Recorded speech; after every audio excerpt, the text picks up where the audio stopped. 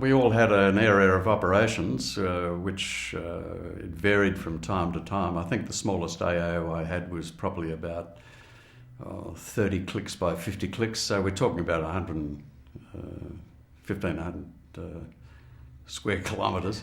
But when you're flying over that area for a couple of hours, you get to know the area very well and you can pick up changes, especially early in the morning or of an evening. You can pick up smoke coming out of the canopy. You can pick up marks in the wet grass where the grass has just been trampled down by feet, marks near rivers or waterholes.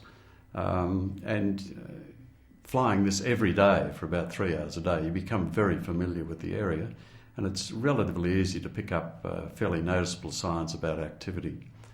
And while you're doing that, of course, you're picking up rendezvous points, likely targets, grid coordinates, so that you can very quickly go from A to B and know exactly where you are, either in directing the airstrikes or even telling the troops where they are on the ground, because often they used to get lost. And occasionally it was almost a bit disturbing to hear the first time you talked to them, because they just whispered.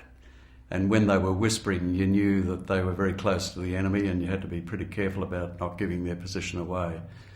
The worst one I had was not a LERPS patrol, but I came across a bunch of people swimming in a stream, and I thought they were VC, and I had a clearance to strike.